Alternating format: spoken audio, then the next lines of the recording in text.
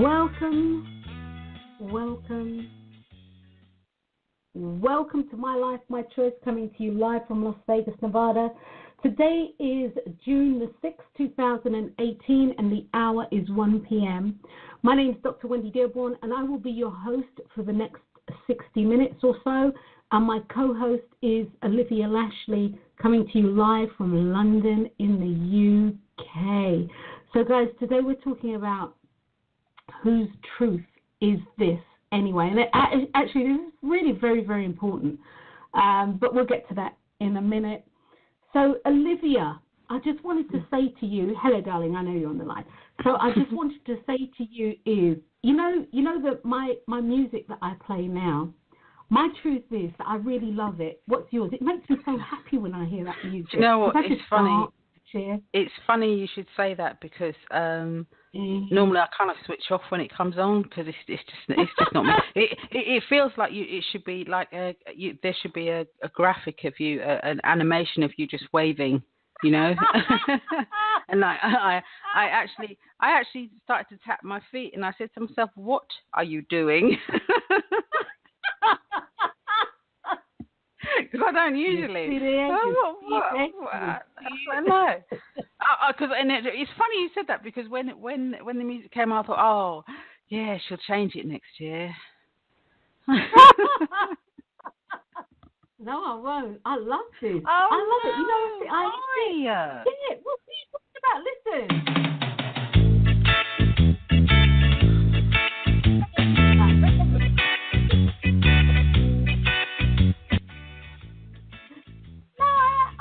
The technology of muting is wonderful. You know, it's it works wonders.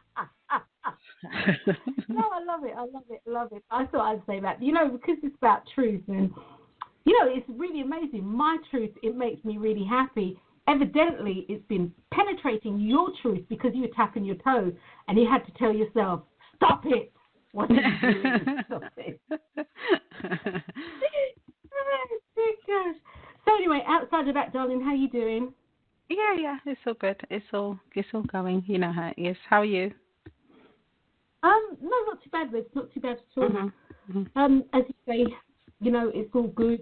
I had put up on actually it's also on the website, the Laws of Attraction in Action, also on the Facebook group, which is coming out there first, actually. It comes out there first.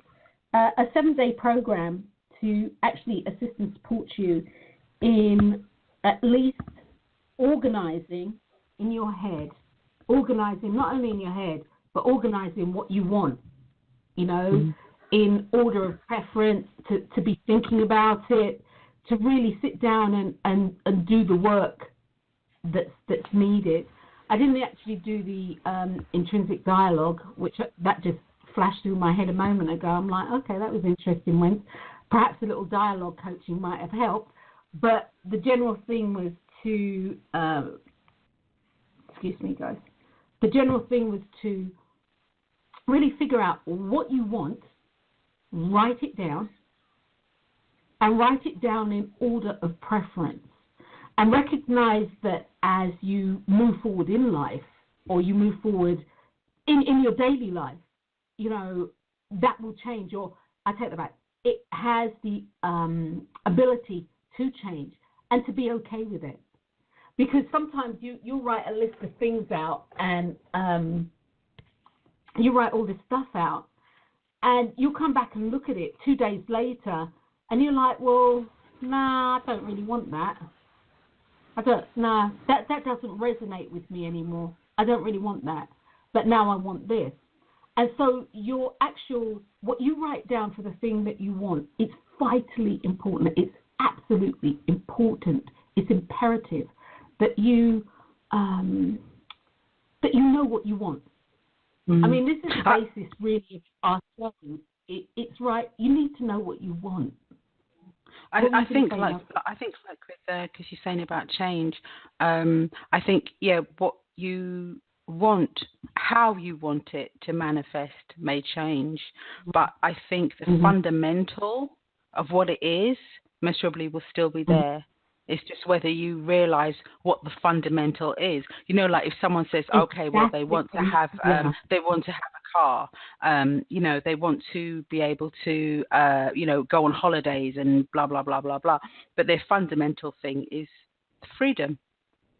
So, like, it might not be. It may change. You might say, okay, no, well, I don't want the car. I want whatever it is. But the fundamental basis on which you said, oh, a car or holidays or whatever, that doesn't change until you actually experience it.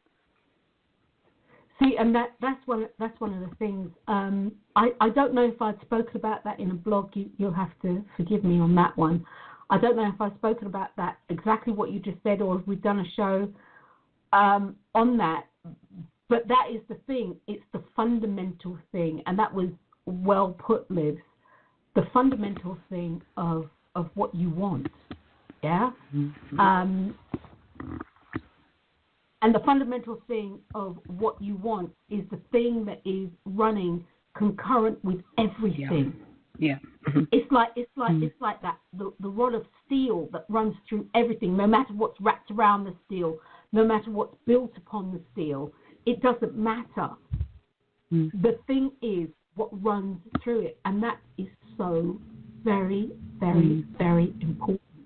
It's very, very important. Actually, it's true. Yeah, I think people can save themselves a lot of to and froing if they break it down to find out exactly what the fundamental thing is. What the fundamental Because invariably, it's not material. It's usually something. That's the kicker, Liv. No, that's the kicker. You nailed it, Liv. You nailed it. You nailed it. Because usually, as you said, invariably, it's not a physical thing. Mm-hmm. It's not a tangible. You know, like the car and that. Mm-hmm. You know, that sort of stuff is the means to the end. Mm-hmm. But the means is the thing. You know, as you said, it's that fundamental thing. So actually, you've hit on a really good point for me today, Liv, because that's something that I've been rolling around my head. You know, it's like, not only for myself, but, you know, for our listening audience, that, you know, you cut away all the frills. What is it that you're really wanting? And most people want to have an experience that is based in feeling. It's based in the senses. It's based in the feeling. And as you rightly said, you know, you might want the car, but the underlying thing for that is you want freedom. Yeah. You might say that you want money. Go ahead, love. I think when the material thing appears or manifests in, you know, if you're saying you want in it and it actually manifests, I suppose in many ways it gives you a yardstick, I suppose, to say, okay, well, something is moving. Of course. Yeah. Mm-hmm. So it does serve a purpose, but breaking it down, I think last year we did about, you know, breaking the code down of things that are transpiring in your life, and that's for me that's another fundamental thing. You know, when you're thinking about what it is that you are wanting, to break it down so you know exactly, really, truly, and honestly what it is that you want. Yeah, and then put the frills and the bells and whistles on it. You know, say, okay, I want this to appear in a car, or, you know, a new job, or in my own business.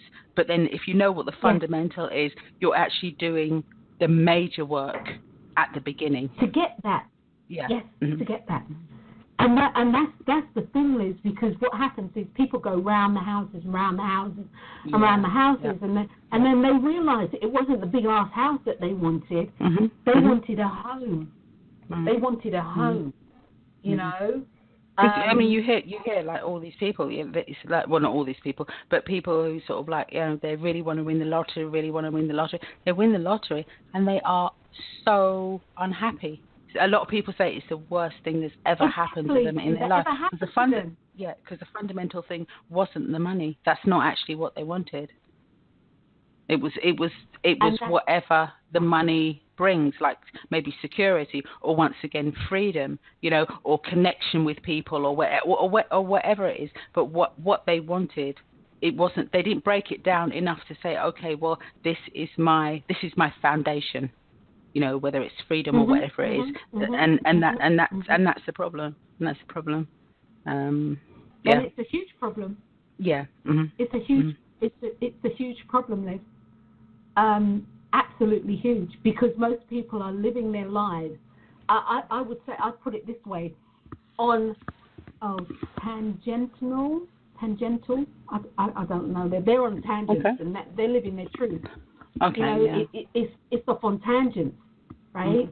Their truth is off on tangents, and because they aren't at the core or the foundation or the foundational truth, they're going off on all these directions, And I think this is one of the reasons why people actually utilize things like drugs and alcohol and sex and, gaming and all of this.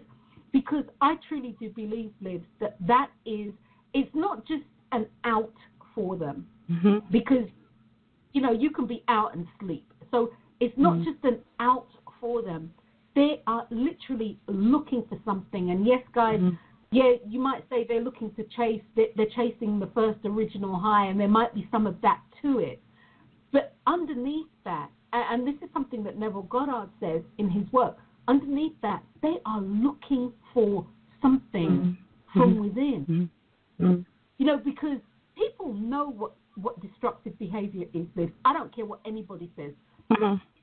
Even the most, if you will, twisted person, they recognize within their own twisted way, it's their truth. Again, they recognize what is functional and dysfunctional, what is truth for them and isn't truth, and above all, what's right and what's not right. People know this, but yet still they pursue it because they haven't figured out for self what exactly it is that they want. And whatever it is that they really want is the truth upon which their life is built. It's the foundation upon what their life has been built on. And as a result, things crumble and they build them again. Things crumble and they build again. But the thing that remains standing is the underlying truth.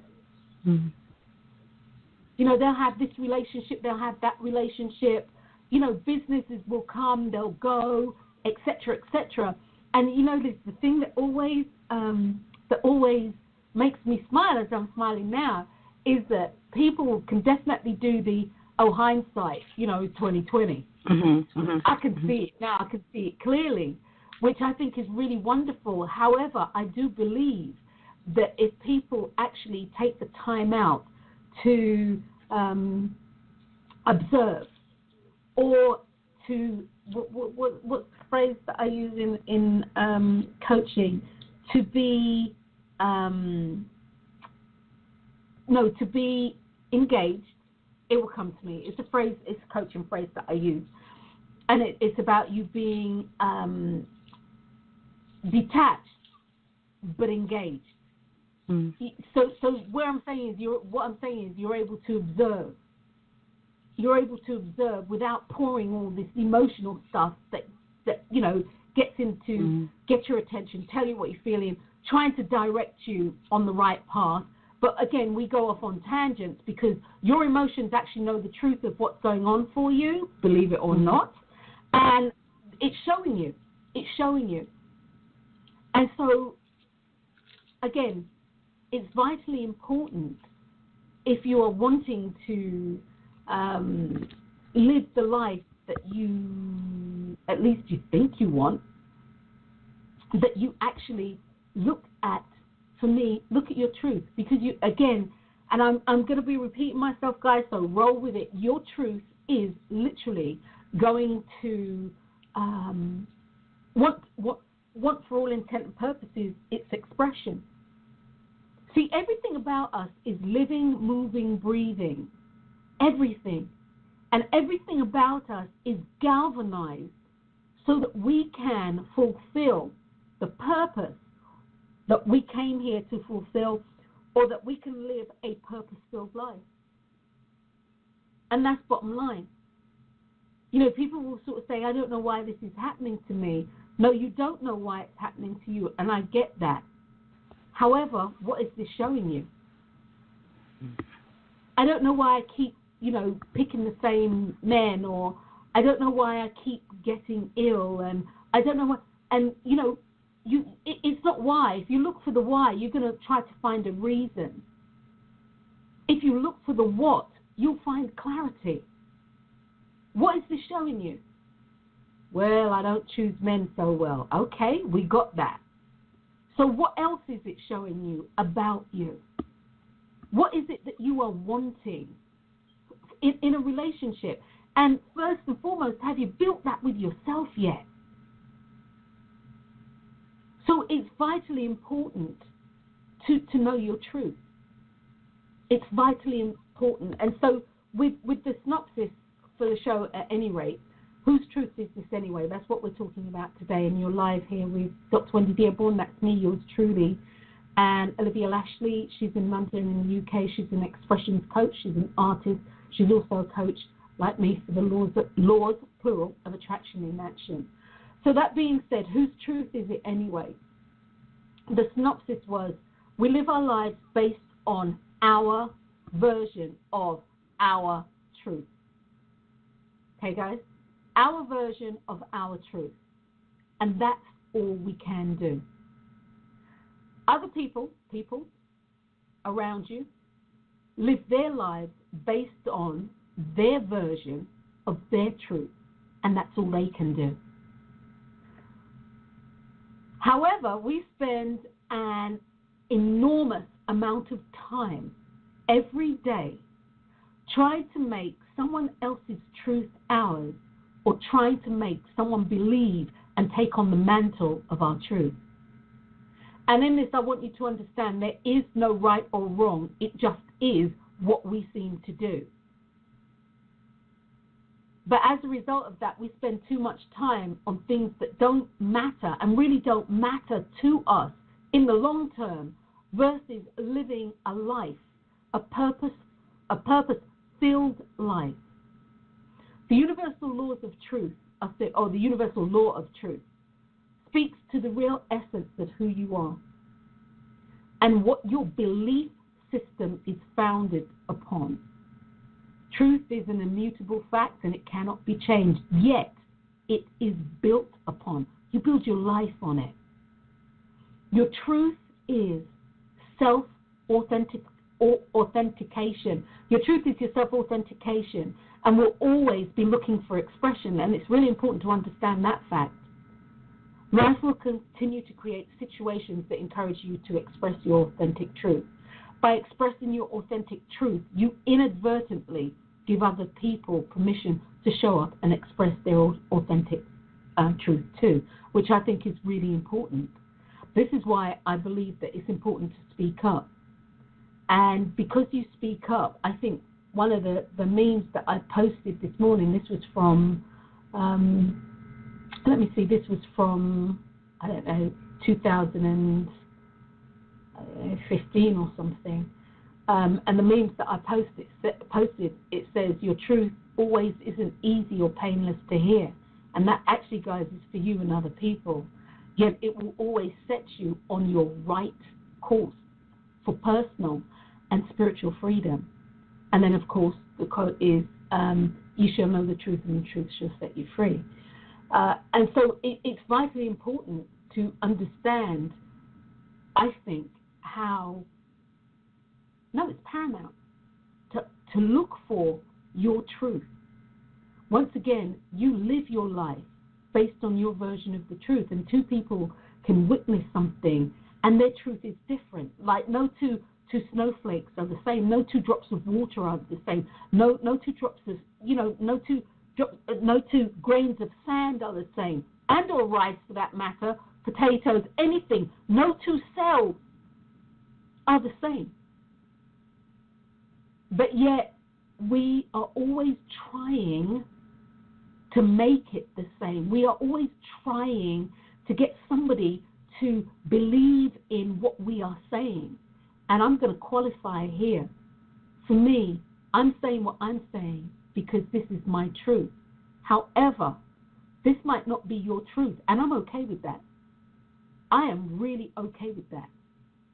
Now, you might decide to try to to educate me on why I'm wrong and why it can never be your truth. And to be honest with you, that's okay because it's your truth. And there's nothing that you can say to me that's going to change that. However, you may say something to me that will allow me to build on my truth. It might give me a greater understanding. However, my truth is my truth. And again, going back to what I was saying, we spend a lot of time trying to get people on board, or with society, as society puts things out there, you know. And I always go to Apple because most people understand the cell phone these days. People will, their truth will become Apple's truth, and Apple's truth is that you need an iPhone 10, because in order for you to be in the in crowd, or at least feel like you are a part of, the avant-garde, or the people, yada yada yada, you need an iPhone 10. But you see, that's Apple's truth, and Apple spend a lot of money psychologically figuring out how to tap into you so that their truth can become your truth. And in actual fact, that's manipulation, and if you want to put a nice phrase on it, you can call it neuro-linguistic programming. And they spend a lot of money on that. Most companies do. And just as an FYI, they use your vulnerabilities. Your emotional vulnerabilities, to get you to attach. Would you agree with that, Liv? Yes, absolutely, Wendy. Absolutely, they are very good at. They're very good at that.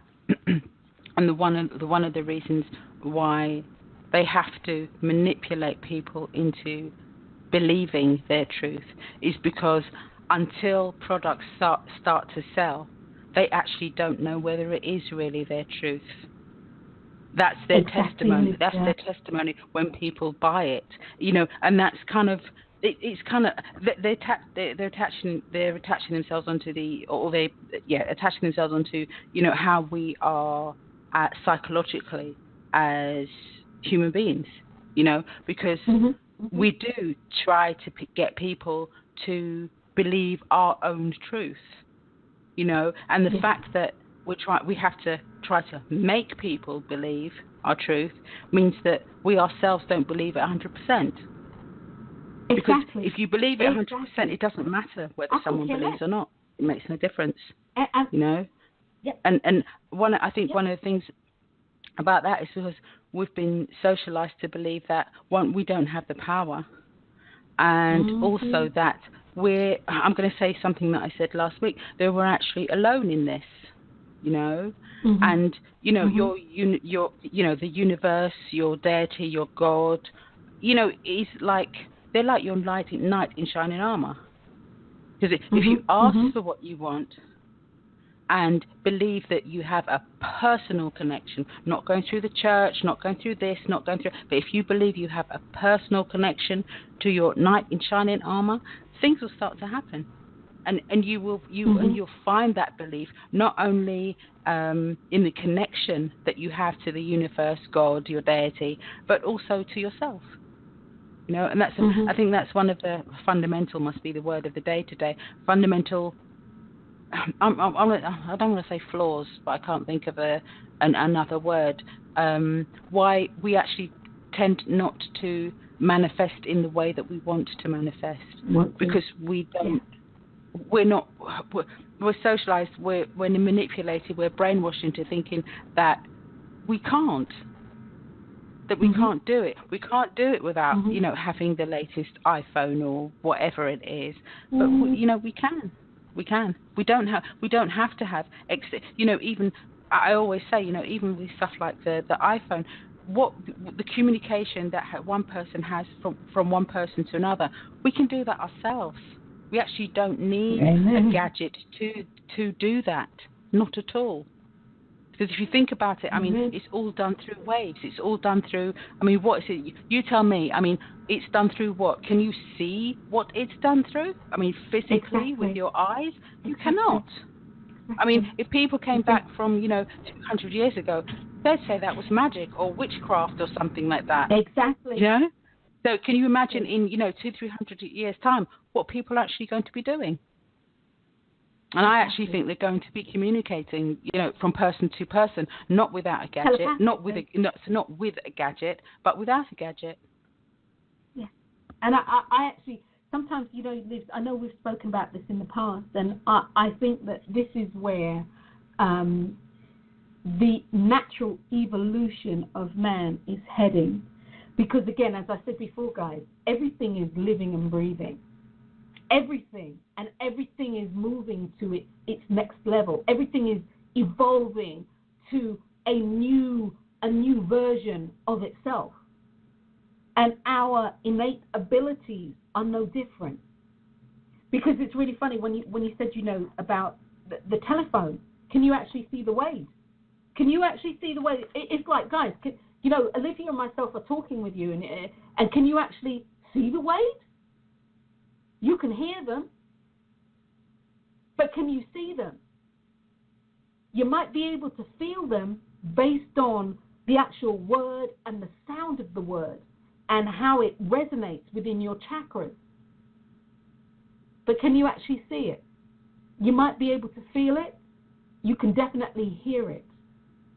Can you taste it? Can you smell it? And no, what will happen is all your senses will be engaged in order for you to do that. In order for you to do any kind of telepathic work, this is why you'll see people who can truly do this, who can truly say, I don't know, levitate. Believe me, every sense that they have, including their sixth sense, is engaged. Everything is engaged and focused with intentional focus. That's where I was going. Engaged with intentional focus.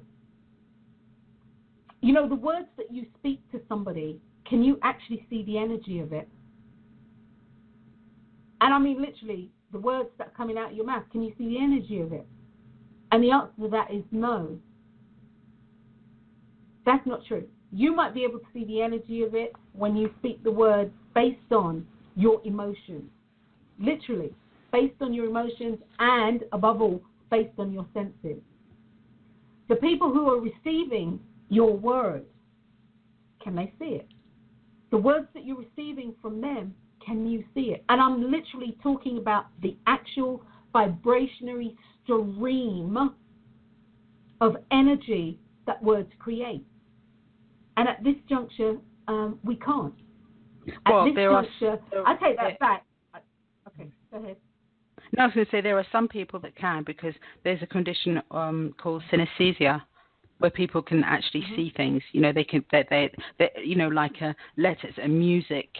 They don't actually hear the music. They see the music. They don't read. They see what different letters have different colors. So that's how they. I think the lady I was looking at, she was like for the underground, for the railway stations. She didn't know what station it was, but she knew. But the only way she knew what it was by the colors of the letters. That's how she knew. So there are different abilities for people to be able to do that. Definitely. So there are things that people can see because their brain is wired differently. Not bad, not good. It's just different. So there are some people, but they're few and far between.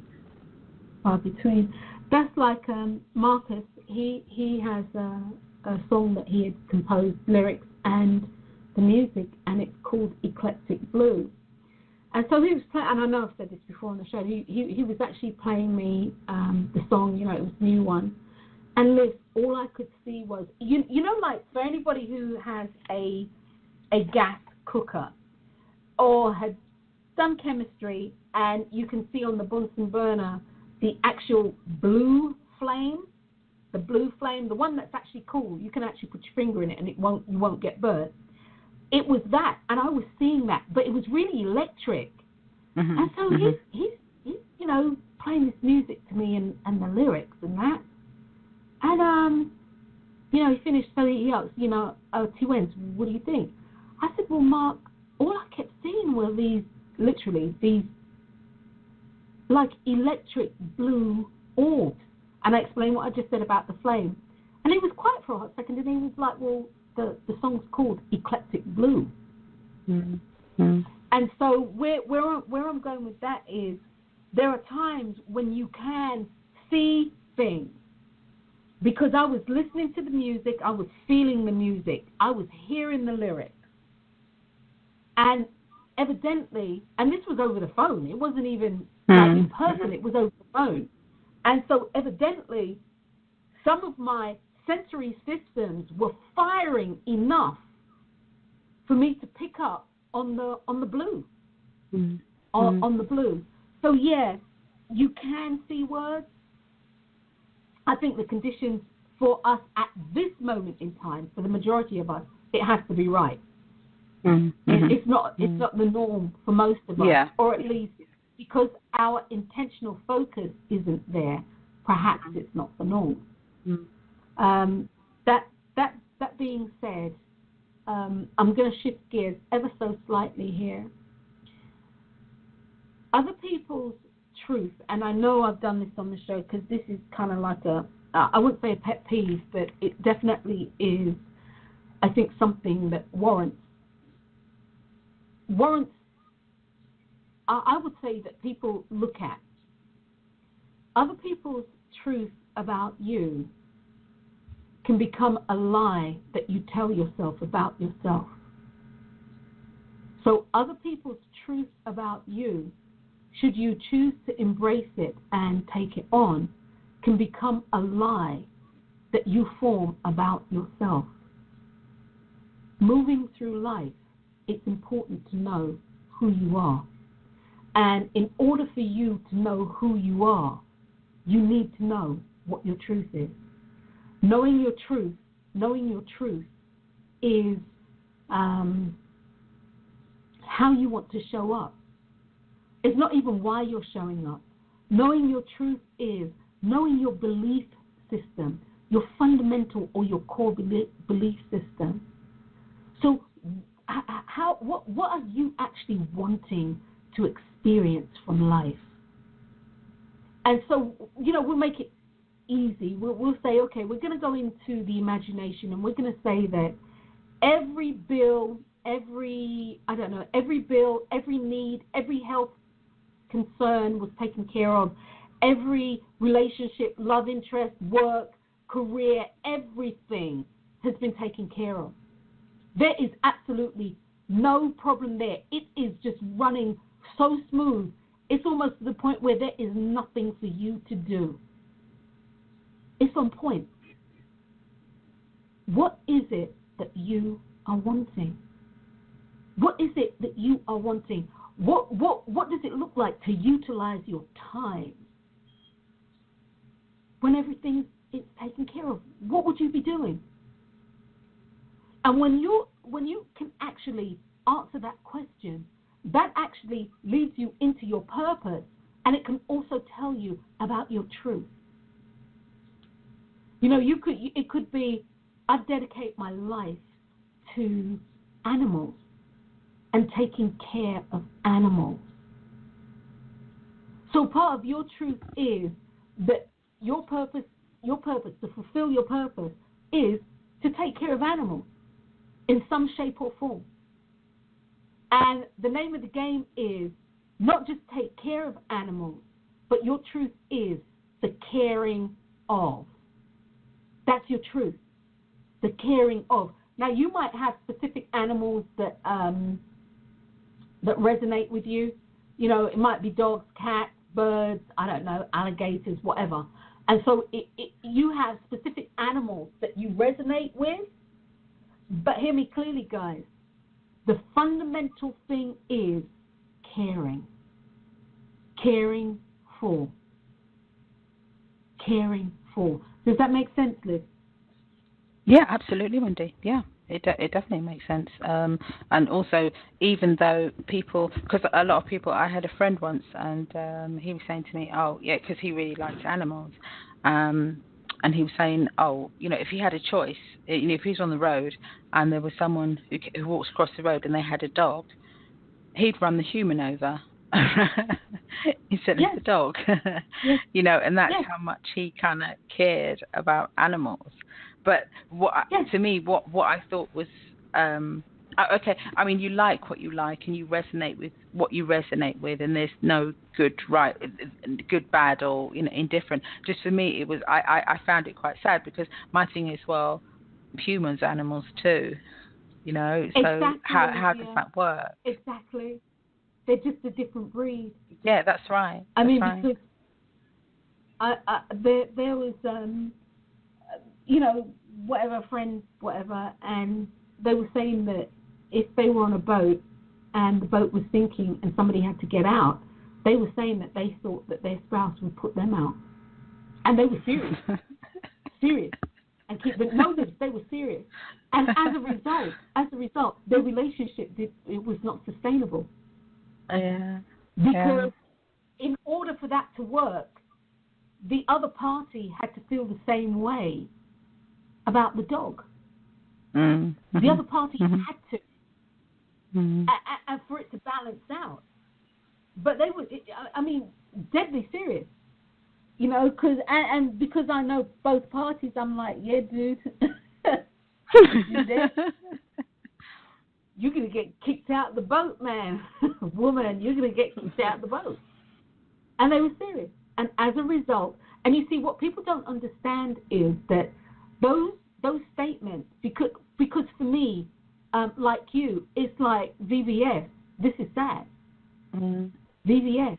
There has to be a way that it can be, for me at any rate, for Wendy, that it has to be more encompassing than that. Mm-hmm. I know people will say to me that, no, my pets mean everything to me, and more power to you. They love me, they're unconditional, yada, yada, yada, the whole 9 yards. Well, at the end of the day, this is really wonderful. And I know that many people, like with pet therapy, it can take them through, horrendous times. It saved people's lives. So I recognize and I honor that. That being said, well, I'll just phrase it this way, as I said before, or as Olivia was saying, humans, we're animals too. We're animals too. And I actually think if most people treated other human beings the way they treated their pets, the actual world would be a better place. Really good. Yeah. Life would be good. Life would be good. Yeah. But you see, and I'm not saying that pets don't deserve it. I'm saying treating everything as equal. Every living thing as equal. Exactly. Because it's really ironic, Liz, because we're not a pet family, okay? Well, I'll speak for myself. We're not a pet family. However, I rise up. You know what I'm like about old people and children? I have that same kind of thing when people mistreat animals. Yeah. I've got that same sort of, I want to kick your butt. I've got that same sort of thing. Because it's not right. No, it's not right at all. Don't do that. Don't do that. And yes, some animals have a fighting chance, and if they get hold of your throat, they're going to rip it out. Okay, sucks to be you, but you should be doing what you're doing. That's not how you do it. But it's that same sort of thing. It's that same sort of thing, and that's my truth. It may not be anybody else's truth. It's my truth. I think also when you're talking about other people other than yourself, how they are living their lives, it's vitally important to, again, have an objective, view, or use an objective viewfinder lens as you look at other people, as you look at other people's lives, and recognize, again, they are living the life that they are choosing to live. Now, that being said, I don't have to embrace it for me. I don't have to embrace it for me.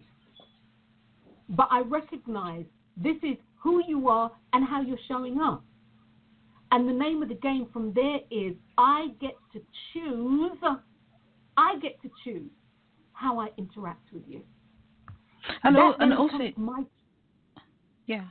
also you get to decide whether you want to figure out exactly what it is and how it affects you. Because for me, it's like, okay, you have someone in your life and you think, okay, no, don't want that person in my life anymore. And then you get them out of your life. But you can gain something for yourself from that if you can figure out exactly what it is that person, why you don't resonate with that person, you know, and what the link is to how you feel about yourself. If it has any, it has to do something with yourself because you don't like them because of it. So it has to stem from you. Yeah. So, and then you can find something else about yourself. So it becomes a valued experience rather than a positive experience rather than a negative experience. Does that make sense? Yes, of course, Liz. Yeah, Of course. To flip the script on the situation. Yeah. And don't look at why, because you can go down to because she did this and he did this and blah blah blah blah blah blah blah. You can hone it down to like I on a personal level, drama in my personal life isn't something that I embrace. Okay? And I realize that I can have control over the amount of drama I allow into my life. And drama is not something I embrace. And so therefore, high drama with people around me, it doesn't work for me. And I get to choose then how I interact. I don't like the high drama, and I'll talk about family. I'll just talk about family. I don't like high drama within my family because fundamentally I'm a fixer, and I want to fix it. And I know that I can't fix it. And as a result, I stress myself out. And when I stress myself out, it acts out on my body. And my body is telling me, you're stressing yourself out over something that you can't control. The only thing that you can control is you. So we're going to take your focus and we're going to, I don't know, make you have high blood pressure, make you have diabetes, make you have this, so that you can focus your attention on you and put the energy where it needs to be put. This is life. And so I steer clear of what I consider my truth, of what I consider to be drama. And this actually is true. It's true of my friends. Too much drama, I'm going to step back. Too much drama, I am going to take a step back. You get to choose how you live your life. I get to choose whether or not I'd be a party. And you know something about the thing with the high drama, I mean, another thing is once sort of like if you're in a situation where the high drama is actually beginning to happen, one of the things you can get out of it, okay, you don't want to be involved in it, that's fair enough, you walk away, you know, whatever it is. But it can also be a signal for you or for anyone else who feels that way, that there's something that you actually need to take care of as far as your body is concerned. It can be a signal.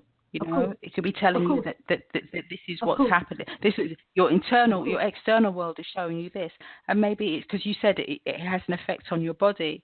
So therefore, you know, it can be a signal to say, okay, well, you know, when you need to look at, you know, you need to, you know, to do something, you know, go to a retreat, or it could be something like that. Something as simple as that, you know, because everything that happens to us, everything that we experience, it's telling us something about ourselves. And it's not telling you something about yourself in a negative way. It's actually trying to assist and aid us into being complete, being complete, being happy, being whole. Exactly. You know, it's like this story you told. This is when we were first on air. I don't know, Liz. I don't know. We've been on air, 9 years or something? We've been on air a long time. And it was a story you told, and we were talking about, I don't remember, but I remember the story clearly. And you gave the analogy of a kid in school being bullied. Mm-hmm. And, little chubby boy came up and hit the little kid, the smaller kid in the stomach, smaller kid goes down. And it winds up that, he goes to the nurse, but he's really in bad pain. Mm-hmm. And, all this hoopla. And then they realize, they actually need to call an ambulance for this child, Mm-hmm. And they call an ambulance for the kid. And they're in there and doctors are like, look, we're going to have to do exploratory surgery. We think it might be appendix, but we don't know. We have to do that. And they open him up and little kid has cancer. And so, I can't remember where I was going with this, Oh, yeah, okay. And so things will happen, or you will engage in things. Like, take, for instance, not having a drama-filled life, but drama will come to you, and as a result, it will stress you out, and it can lead you to something, as you were saying, Liv, that needs to be taken care of, that must be taken care of.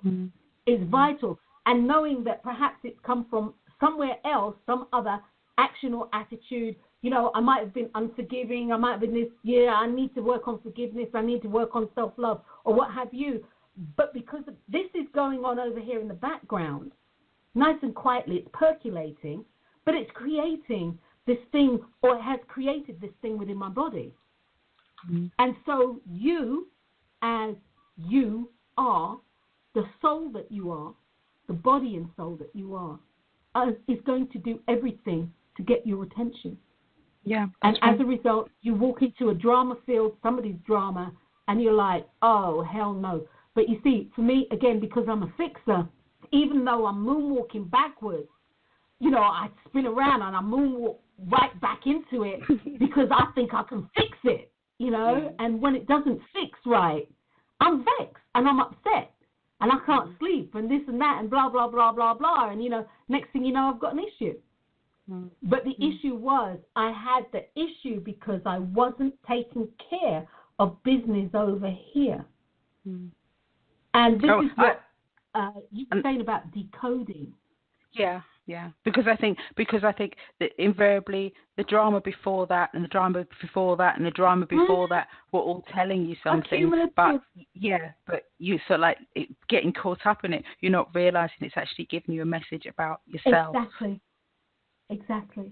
You've done enough work. You've done enough work to know that it affects your body, but not correlating the fact that every time it happens, that it's actually saying to you, you need to take care of you. You need to take care of what, because this is going to have an effect on your body. You need to take care of you. Exactly. Truth, the universal law of truth. It speaks to the real essence of who you are and what your belief system is founded on. Your belief system is founded upon your truth. You can take that to the bank. Your belief system is founded upon your truth. What you believe is influenced by what you want to receive in life. It's almost like the payoff and the reward. The payoff is what you are prepared to do for the reward, and the reward is what you get. The real essence of who you are is who you are showing up as. Now, you can be showing up as a tyrant. You can be showing up as however you're showing up. Underneath that, as we spoke about earlier, the core that runs underneath that necessarily isn't the tyrant, but someone whose intrinsic truth is they want to have control over themselves. We may look at people and we may think that based on the position that they hold or whatever it is that they're doing, that they're all in control, and not realizing that they are still living from a limiting belief from childhood or teenage or through college, or just the actual interaction that they may have with their parents, whether their parents are dead and or alive. The interaction has been so profoundly, I don't want to say dysfunctional, but so profoundly impactful, that they're still living this, and it's a lie. Actually, it's not their truth. They're still living this lie about who somebody thought they were, and they've taken it on board, when in reality, their truth is that they are always and always have and always will be in control of self. Yet still how they show up in the public, how they show up with the people around them, in their jobs, how they address people, it literally comes off as they are autocratic, they are this, they are that. But that's I don't know how to explain, that's the layers that they've put around self. And those are the layers that's trying to show them what it is that their actual belief system is founded on, i.e. their truth. It also talks about their purpose in life. And their purpose in life could be, and I'm just throwing this out there, could be, one, to actually assist and support people with that very thing. Being able to have authentic control over how they express themselves in life. You see, your truth, as I put here in the synopsis, is your self-authentication. And it will always, always, always, always be looking for expression. Now, we come from a world where we think that everything has to be warm and fuzzy. You know, warm and fuzzy, it has to be peaches and cream, and, you know, it's all this and that. Well, expression isn't always that way. Expression can be hard. Expression can be distasteful. It can be base, it can be crude. Expression can be lovely. It can be warm, it can be inviting, it can be nurturing. Expression can be confusing. It can be misleading, believe it or not. It can be any and everything. Because your expression is uniquely designed for you, by you, to get your attention. And while we've been down this road, and we're always going down this road, where we get hung up is in the emotion. If we were able to recognize that our emotions and how we react are not necessarily our truth, but an expression of what's going on that can take us to our truth. Does that make sense, Liz? Yeah. It's because the way we react, we can only react to something because of who we are and because of the experiences that we have done. So whatever our reaction is, we're the catalyst for it, for our reaction, not the circumstances, for our reaction. So and I think if we can analyze those reactions, we can actually find out loads of stuff about our own truths. So, if intrinsically, you're watching something and you're doing a critique or you're analyzing another person, you actually have to realize you're actually analyzing yourself. Because it's impossible to analyze the other person without being able to recognize the circumstance in which that person is in, to be able to analyze them.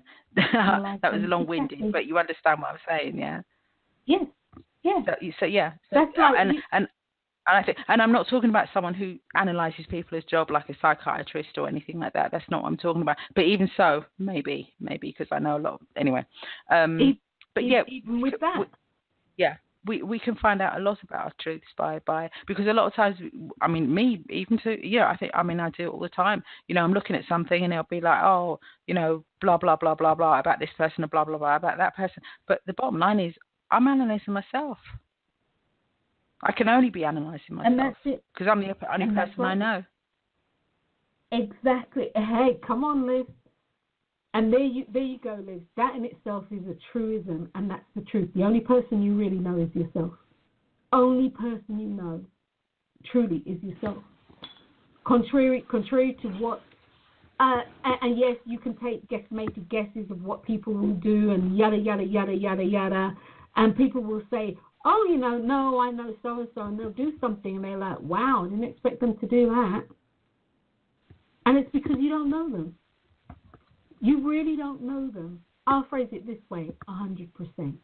You know of them, but you don't know them. You know of them. And that's another thing. Truth is based on nuances. Okay, guys, you hear the difference. You know of them, but you don't know them. Once again, the only person you can know through and through, inside and out, is you, because you are living your life from the inside out.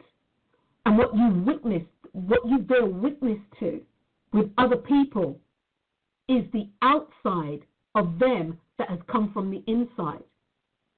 And then, might I add, and housed in all sorts of different things that sometimes have no bearing upon the truth of who they are. What you see is emotional outpourings.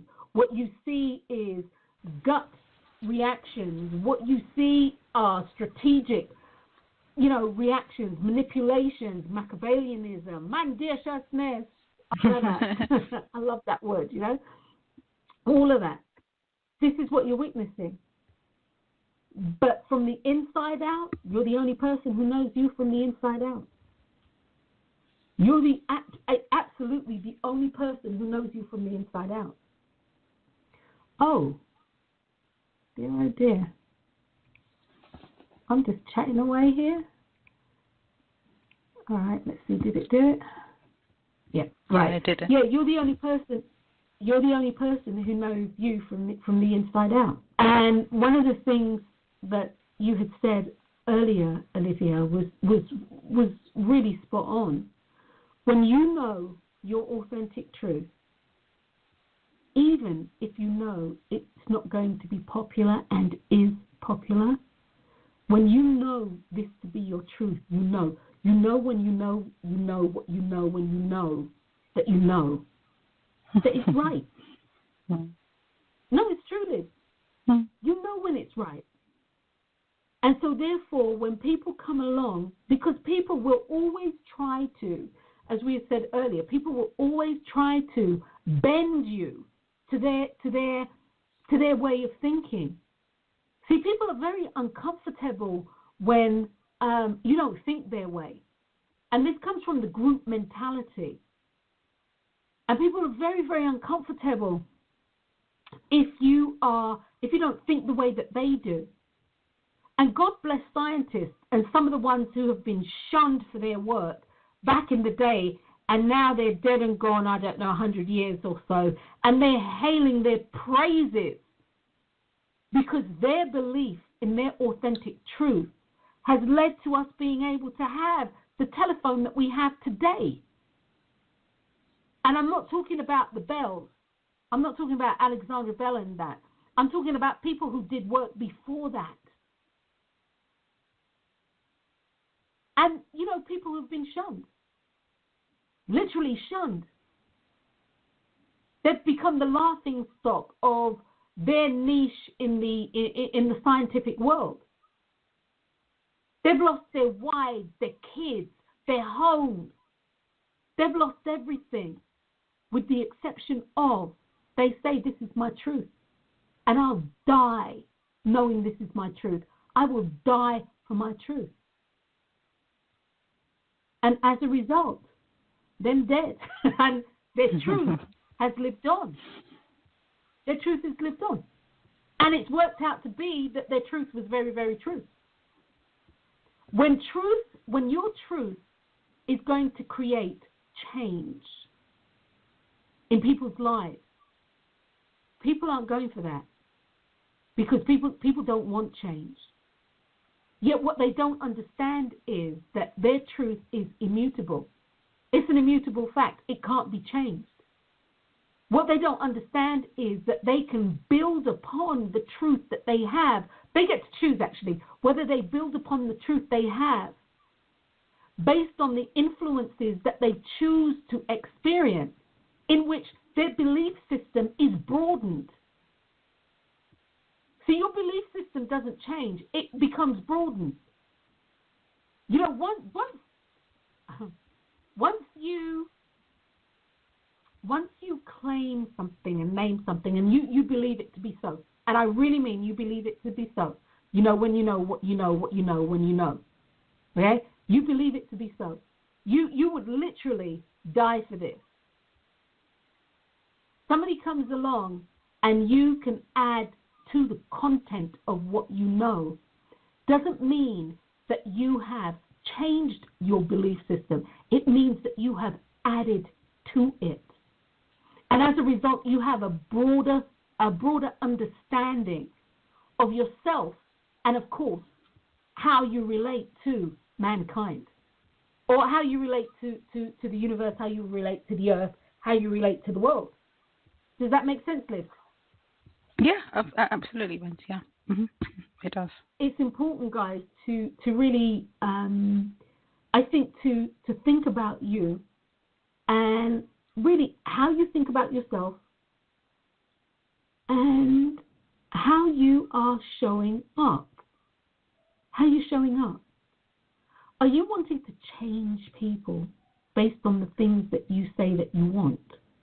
Are you wanting to change the same person based on the things that you say that you want?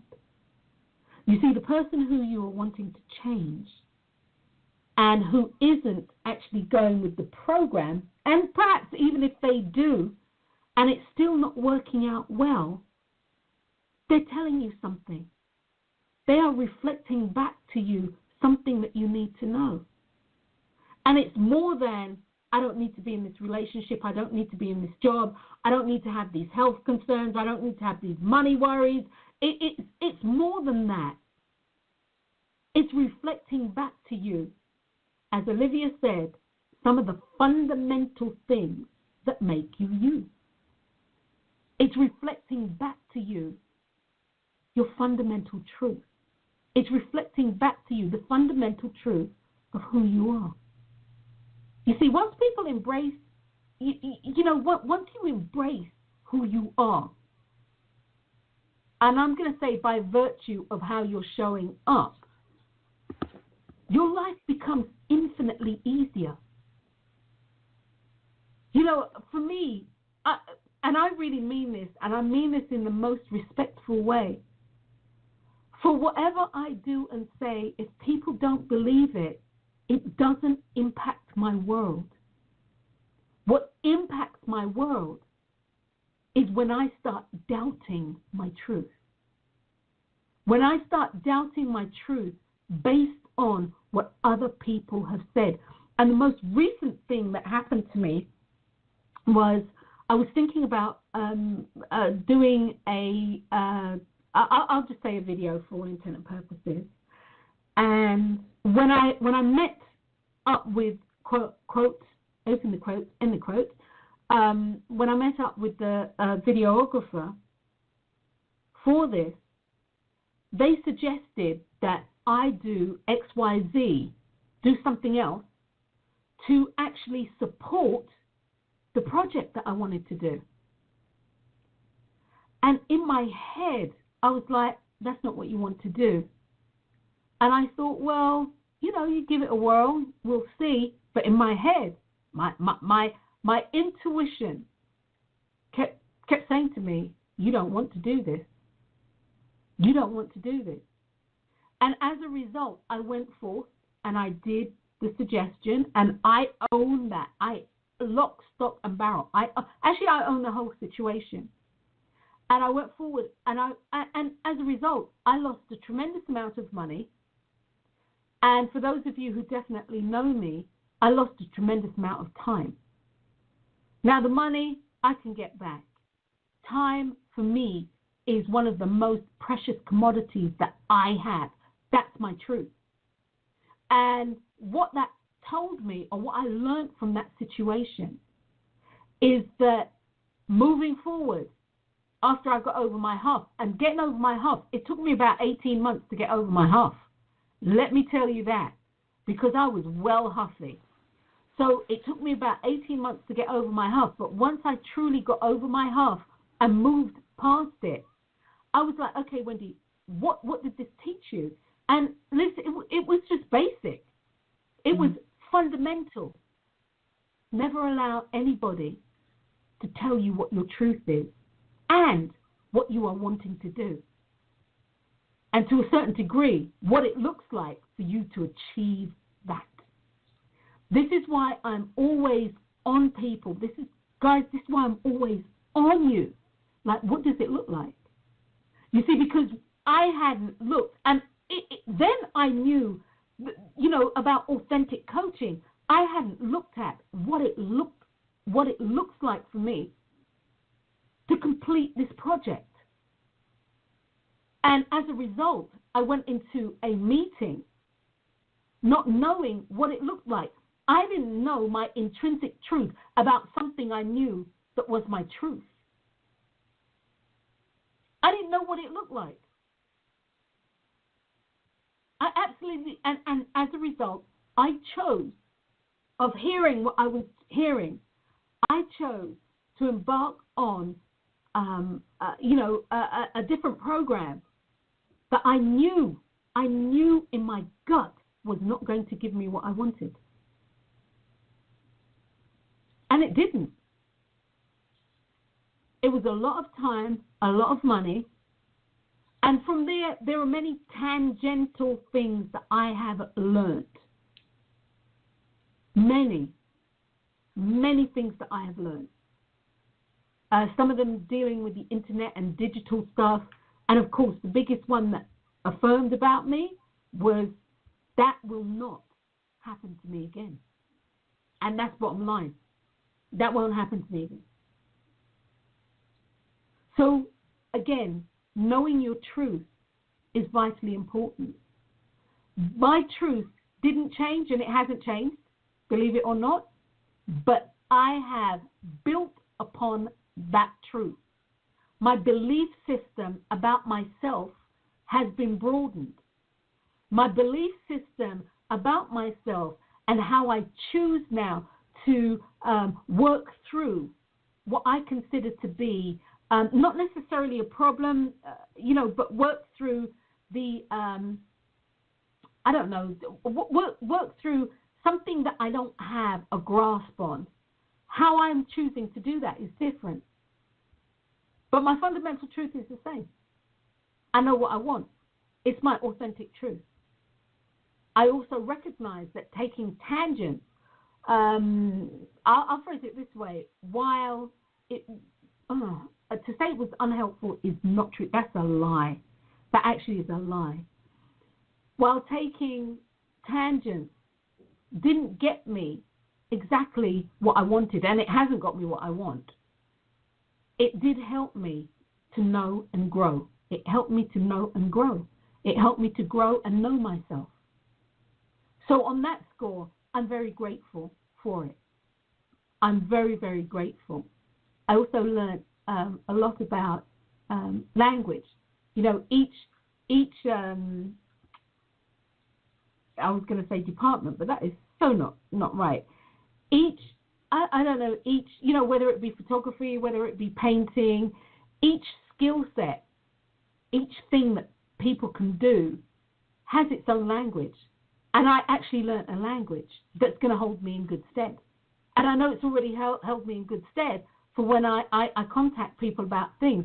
I can talk to them in a language that they understand. And so, there's nothing lost in translation. So, yeah, truth, learning your truth and knowing your truth, experiencing your truth isn't always warm and fuzzy. Knowing your truth and learning your truth isn't always painless, but it can definitely help you to know and to grow. That's without a doubt. That's without a doubt. It can help you to know and grow.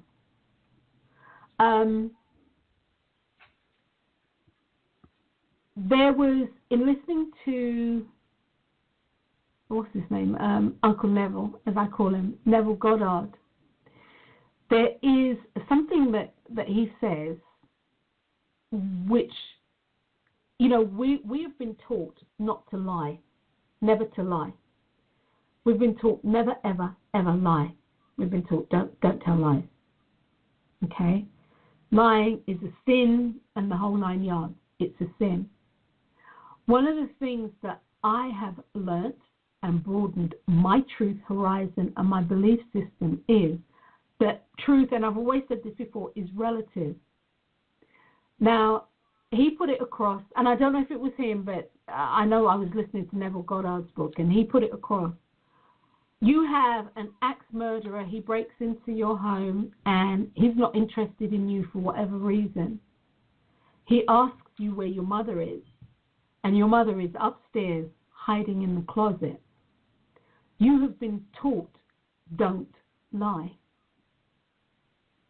You've been taught not to lie. What is your truth? What truth do you subscribe to in that moment? What is your truth? Is your truth to say, now he's not going to kill you, you need to understand this. But you know he's going to give your mother 40 whacks. And you know she ain't getting out of this. So what is your truth? I don't know what's wrong with me. I just thought about Lizzie Borden took an accident. You know, gave her father 40 whacks, and then she turned around and gave her mum 44 because I think it was 44 because mum didn't save her.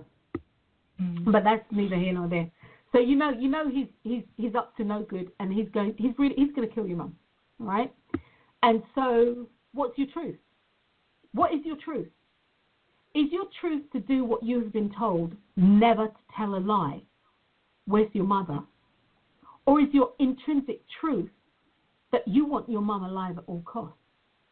And your truth is to protect your mum at all costs. What is your truth? What do you tell him? What do you tell him? And you know, guys, that's something for you all to think about. Because it turns what you've learned about telling your truth, or what truth is, it can turn what you've learned about truth on its head. Don't you think, Liv? Yeah, definitely, Wendy, definitely. I mean, unless, and I think this is how people get past, like, doing lie detector tests, unless you sort of like, okay, the room you're in, your mother's not in that room. So he says, where's your mum? And your thing is, well, she's not here. I don't know. And it's true. She is not in the room. That's what you're thinking. You're not saying to him in the room. You're just saying she's not here. And it's your truth. She's not, and it's your truth. So therefore, in that moment, it becomes your truth. And I know that's not what you're saying. And I think that's how people get through lie detector tests, because they're actually telling the truth. But they've reframed it in their mind. They've reframed it in their mind without the other person knowing, so they can get through the lie detector. So it all depends. It all depends on, I think, how well you know yourself to be able to say, okay, well, but listen, where we're going. I think because as a child, as you said, we mustn't lie. So yeah, it can mean, because most times, in that particular circumstance, I don't know. I mean, I don't know what the outcome would be if the person sort of like says, you know, where the mother. Upstairs, yeah, I mean, damn. In the master bedroom, I'm like, oh, Lizzie Borden, alrighty then. I guess you didn't like your mum. But in normal, but then I think in normal everyday life, I think if people, because there are many ways to tell the truth. It doesn't have to be hurtful. It doesn't have to be bitter. It doesn't have to be twisted. Exactly. You know, there are so many ways. I think in in life in general, I think if people told their truth, their life would be easier, and the people that they interact with would also treat them differently, because they are showing up intrinsically as themselves. And I think that's the one thing in society that we're not socialized to do, we're not encouraged to do. We're supposed to toe this line, and it makes it very difficult for people to actually know themselves. And the other thing I was thinking was that in every situation that you're in, what you're actually watching is a reflection of yourself. It has to be you, because it can't be someone else, because you're the common denominator in the whole scenario.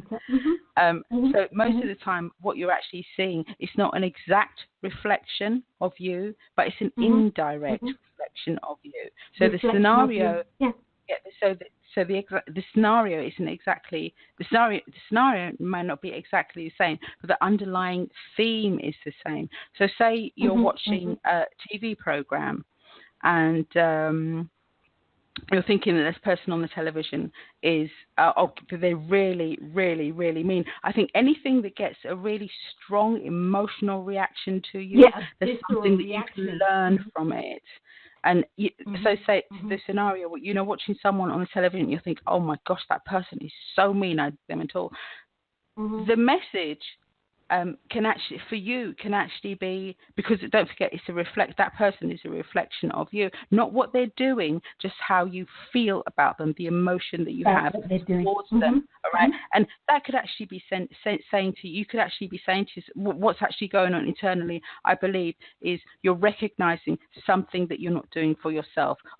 You're recognizing yourself in that situation. So if you're talking about the meanness of this person, the message has actually been, are you not spending enough time on yourself? Or what type of time are you spending with yourself? You're not spending enough money on yourself. You're not taking enough care of yourself, energy, whatever it is. And that when we get a really strong emotional reaction, it really can help you to actually know yourself a lot better. And to twist it, if you want to see sort of like the positive side of yourself, you do exactly the same. If you see something and you think, someone on the telly is, that person is so nice, I love them, they're fantastic, and you actually know that at that moment in time, you're actually feeling good about yourself, because you're relating to that to the external reality that you're seeing. It's reflecting actually how you feel about yourself inside. So you can do it both ways. It doesn't have to. You don't have to just have to look for the negative. You can look for the negative. You can look for the positive as well. The things that you are doing well, the good things that you feel about yourself. And that's important. It is. It's very important. It's very important. As you said, Liz, just to reiterate, as you said, you are reflecting you back to you, indirectly, directly, whichever way. You are reflecting you. Okay, guys? And it's important to recognize that. And again, I'm not saying that you need to live life robotically. I'm not saying that, to try and squish your emotions down. I say this all the time. I'm not saying that.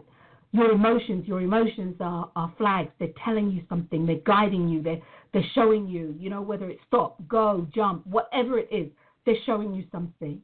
That being said, key spinner here is they are showing you something.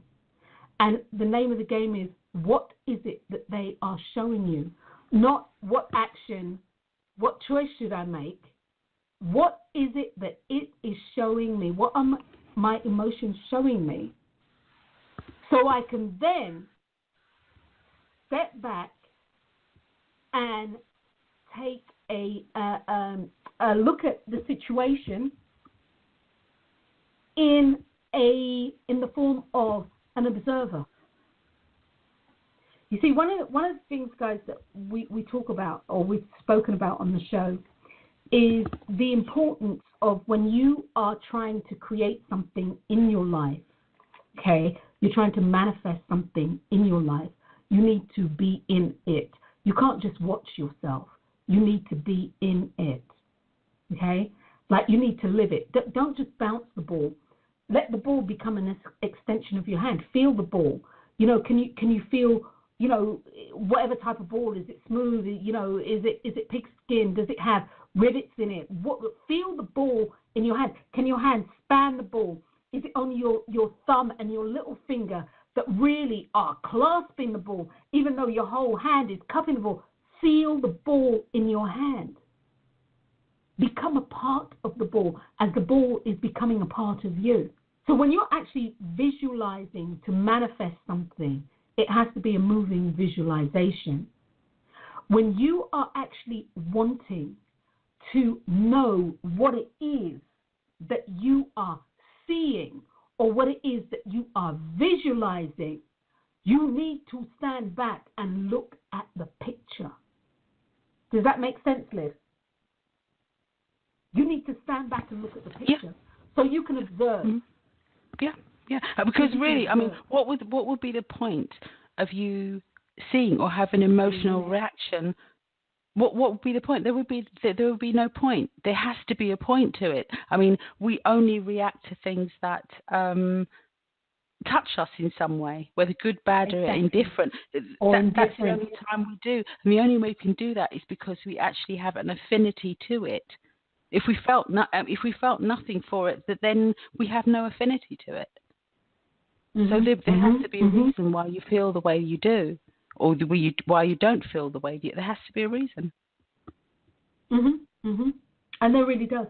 There really does. And there really is. Not there does. There is a reason why you feel the way that you do. There's a lot of information out there, guys, and there's a lot of information. One of the things that I will truly say to you is this: the only person who can tell you about your truth is you. The only person who can know the real essence of who you are is you. You know your truth, and you, as a result, you know what your belief system is founded on. You actually know why you are doing the things that you do, irrespective of you saying that you don't. You are doing things because you are wanting a specific reward and, or if you will, a specific reaction. Your life is all about you, and it's all about self-authentication, because your life is always looking to express your truth. Things that are called into your life based on the choices that you are making are called into your life to show you your expression of truth. As Olivia said, I'm saying this: if what is being shown to you is something that is abhorrent to you, something that you don't like, something that, I can't believe that's me, that sort of thing, then believe it. It is you. It's you showing you something. Don't get hooked on that. Get hooked on the fact that you need to decode what it is.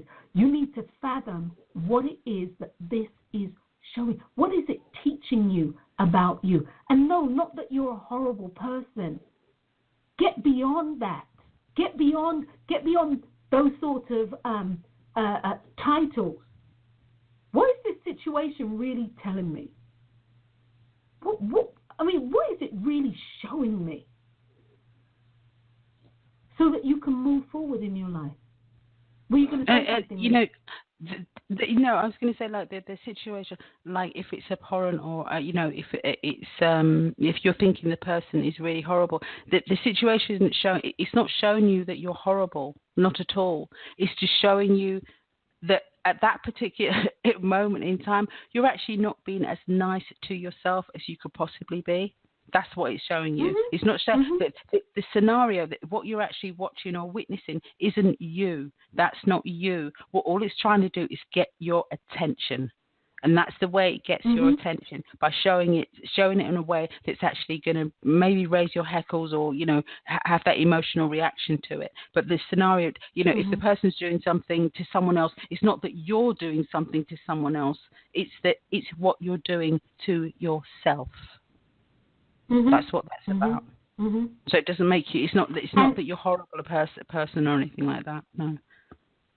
It's the situation. Mm. You know what they say. Don't blame the player. Blame the game or whatever. Don't blame the game. Blame the player. Whichever way around.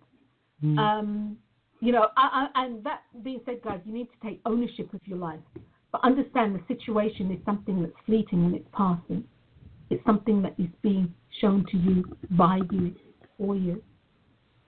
Your truth is the thing that will set you free.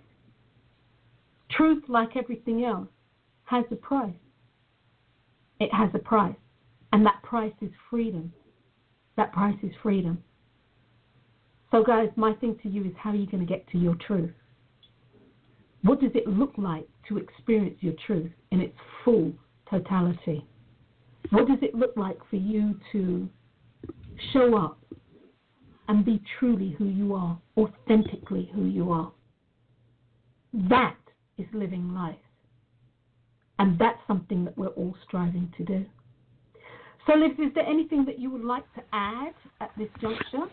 No, not at all, Wednesday. All right, guys.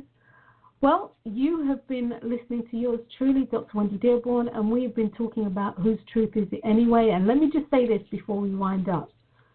Stop living other people's lies about you. Don't allow their truth to commingle with yours if it's not something that you truly believe. I would say the vast majority of the people on the planet are living their life in some shape or form like that. It's debilitating, it's undermining, and it prevents you from living your purpose. Live your authentic truth. Live it. You'll be free. Anyway, whose truth is this anyway? This is what we've been listening to this week. My co-host has been Olivia Lashley from London in the UK. She's there then. And I'm Dr. Wendy Dearborne from Las Vegas, Nevada. Guys, I hope you enjoyed the show. I know my sister's going to be tapping her toes when we go out on our music. Off. Wow. That's cold. I know she's going to be tapping her mute. She's going to be tapping her feet with this one. I guarantee it. With my head, with my eyes rolling back in my head. Yeah. There you go.